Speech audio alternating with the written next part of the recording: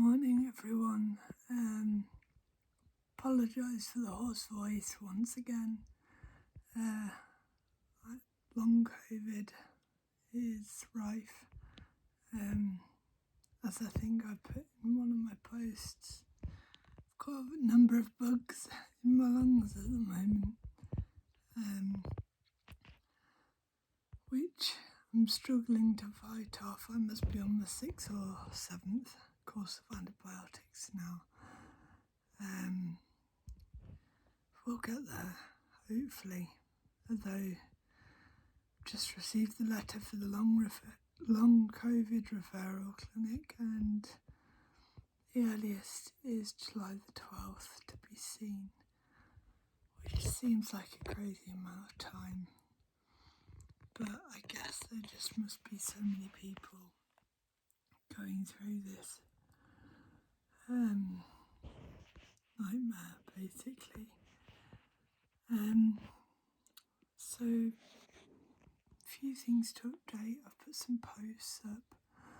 One of the first things I wanted to do was answer a comment on one of my posts. I can't remember which one it was. First of all, they commented that I look very old for 31. I don't take offence at that. I mean, I've had numerous chronic illnesses, including anorexia, since the age of 14, 15, and your skin is an organ, and just like the organs in your body, it's going to get affected by anorexia. Just like my blood gets affected, blood work is constantly off. In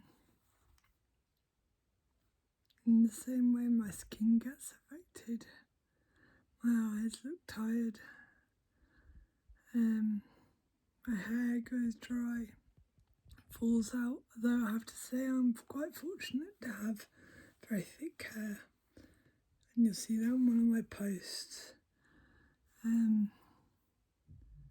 For the last few days I have taken a plunge and dyed it just to try and cheer myself up, and tried to match with the fingernails as well. But yeah, back to this comment. One of the questions was, why aren't I better yet? And that's a really hard question to answer, because like another post I came across recently, I wish I could link it to you, I'll see if I can find it. People have anorexia for different reasons. No person necessarily has the same circumstances. No person has the same family. No person's the same age. No person's at the same school. For some people, they might be part of a really pushy family. They might be part of a pushy private school. And they're the sort of stereotypes. For others, there may have been trauma or sexual abuse for which they're trying to get over. And for other people, autism. As I've been saying on repeat, it looks to account for about 1/3 of cases of anorexia. And that's the case. It seems in my situation, probably combined with some earlier life traumas. Not significant traumas, just things like school bullying, which can have a much bigger effect than what we might imagine. And for people with autism, things like calorie counting and nutrition can become special interests. And when an autistic gets a special interest, they really do get a special interest, and it is so hard to drop. And similarly, they can get another eating disorder, ARFID, which you may have heard of, where they may only eat certain types of food and then miss out on significant nutrient groups. And sometimes I wonder if I've crossed over into that. And I think, like in one of the posts I put up yesterday, that's where Instagram can be a very dangerous place, because we see trends and fads. We see somebody who has 40,000 plus followers, they become an influencer, and then they show us the food they eat, and we want to follow them. We think that they're amazing. They must have it right with all those followers. And when that's something like protein bars, and that becomes breakfast, snack, lunch, snack, tea, snack, as it would do for some autistic people, that's when it can become quite dangerous, and when bloods can really go off because we're missing out on essential nutrients. And that's something I'm struggling with now, having fallen into the protein bar bandwagon. And no matter how hard I try with my dietitian, and no matter how hard we agree a meal plan, that's where I end up. And it's very, very difficult cycle to break out of. And it's one that I want to break out of, most definitely.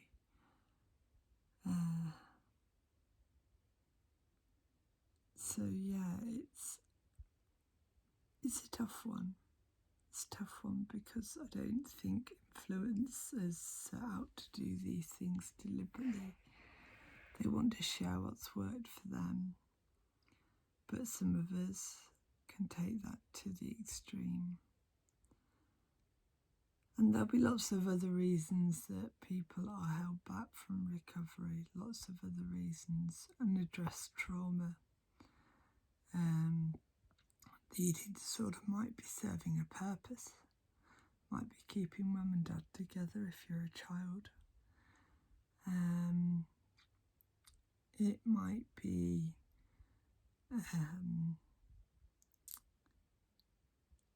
allowing control for certain things, so control over the things you want. Again, if you're a child, getting the things that you want. That sounds very manipulative, and it's not a conscious process, it's an unconscious process. It's important to say that. It allows someone to feel in control where they've felt very out of control. Another really important purpose it serves for a lot of people is emotional numbing. And if someone has experienced a lot of trauma or a lot of emotional upset, a lot of distress, a lot of anxiety, and all these things can also occur in autism, the process of starvation can serve to numb those feelings, to numb those really intense emotions, and to tell someone just to stop that means that those intense emotions come back, and they're back to square one, and they have no way of dealing with those emotions unless they move on to something else, for example, drugs, alcohol. So really, in eating disorders, dealing with the nutrition is part of the picture, but dealing with the underlying problem is a huge part. Otherwise, we just get into a cycle of relapse and remit. Believe you me, 5-6 years ago when I graduated from medical school, I thought I was rid of my eating disorder forever. I came out with a lot of confidence. I did very, very well in my early doctor years. And then a few stresses happened, one after another. And it became an old friend without me realising to start with. But then gradually it was, a sort of, oh, I can help you. And it lies, it can't help you. It can make things worse. As it has done with me. And hence I've been struggling with this relapse since 2019.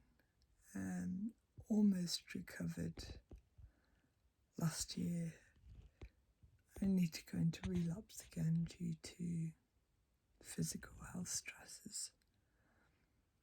So there are so many reasons people can get an eating disorder if they are prone. Often they might have genetic predisposition or family history, and then they need the trigger that fires the gun, the trauma, the difficulty coping with emotions, the autistic spectrum condition, the bullying at school, any of those things. And then not being able to fix those things maintains the eating disorder. You can do as much nutritional work as you like, but it will be still there in the wings waiting if those things aren't addressed. And that's my opinion. That's from my personal experience dealing with my own eating disorder and witnessing other patients' eating disorders as well. I still have a lot to learn, but certainly that's what I have witnessed so far. I'd love to do the question and answer session soon that I promised. I was hoping to get to around 2,000 followers on Instagram to try and make sure we had a good audience. It seems to have slowed down a bit. And I don't know what that is. I don't know what the formula is for followers on Instagram. It sometimes seems like you have to be winning and failing at your eating disorder at the same time. But that's not what I'm going to do, because I need to recover for me, not for Instagram followers.